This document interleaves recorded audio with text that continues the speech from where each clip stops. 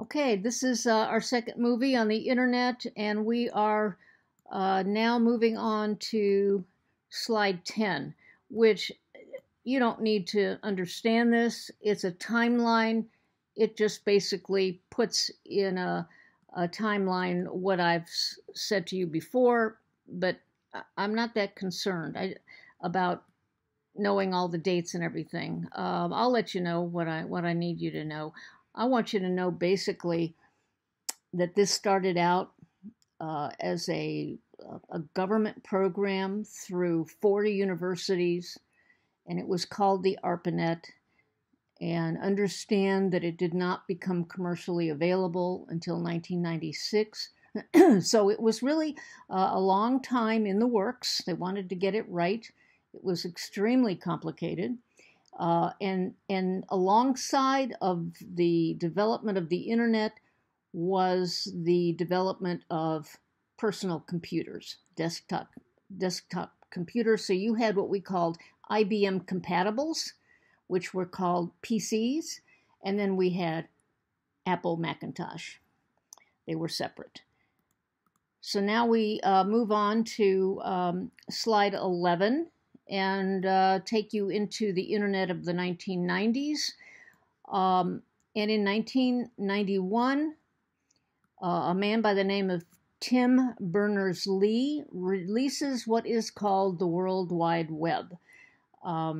He's a computer programmer at a physics lab in Europe.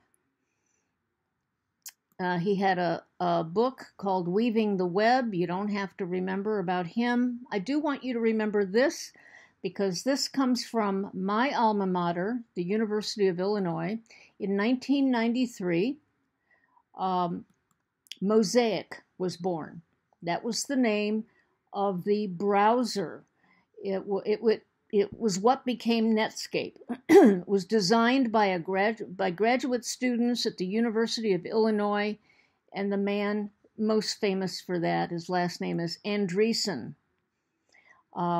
It was the first point-and-click browser. You must remember that. You must remember that. Mosaic, which became Netscape, and it later developed into what Netscape called Netscape Navigator.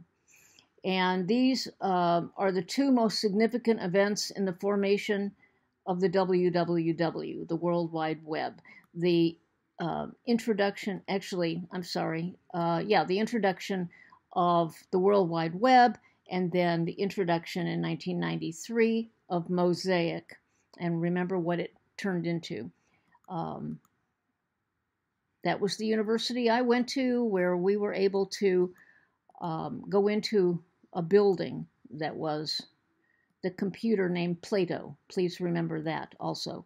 We've moved on to slide 12 now. So via the internet, computers could now contact each other. Don't worry, I'm not sick. The public files on computers could be read by a remote user. Imagine that, sharing information across the country, across the world. It was quite astounding. And what we used, and what I learned how to write, the coding was called HTML, Hypertext Markup Language. I want you to remember that. HTML. It's what's written every time you put a URL into your browser window. The URL stood for Universal Resource Locator.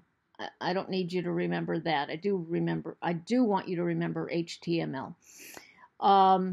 So the URL was the name of the file on a remote computer. Moving on, then we get into HTTP. So World Wide Web users used HTTP servers, better known as web servers, and you would receive an HTTP type request and send requested file in packets. You don't need to know this either. This is really into the nitty-gritty of of how the stuff works behind the screen, and I'm not teaching you that. Excuse me. So now we get back onto this web browsers, which was Mosaic in 1993. It was the first point-and-click browser ever. Very important, Mosaic. Web browsers are the software we use to view web pages. So some of you use Firefox, some of you use Google. There are, or Microsoft has its window, and then you've got, oh gosh, I can't think of them all. Google Chrome, and then let's see, Firefox, Safari was the Macintosh version, was Safari. So Netscape Navigator and Internet Explorer were the two biggies in the very beginning. As you remember, Mosaic became Netscape Navigator, and then Internet Explorer was what Microsoft had. And, okay, so then we move on. So what was the state of computers in the early to mid-1990s? Well, actually, I had my first desktop computer, I think, in 1988. I bought the wrong one. I bought the Commodore Amiga, which everybody was touting as the great computer for graphics designers, and that's what I was doing at that time. I quickly learned that it did not have the hard drive capacity or the speed or anything to do the kind of stuff I wanted to do. It could barely handle 1.5 megabytes. It was really good for letters, if you had a letter that was 12K. But I ended up buying a Mac after that, spending a lot of money. So Windows 95 GUI made computing easier for PC-bound masses. We had Windows 95 plus the internet. AOL, America Online, was one of the first and biggest. It's still around. Huge increase in number of home PCs, and basically there was a computer on every desk in the workplace, and that's true. Wherever you went to work, you had a computer. Then we get into file sharing in the 21st century. The internet allowed sharing of simple information. FTP, as I said, was the initial file sharing system, but a bit hard to use.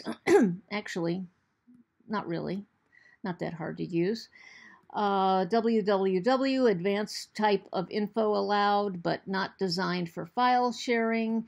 And then we had the likes of Napster, Kazaa, I don't know what it is, Morpheus, and LimeWire.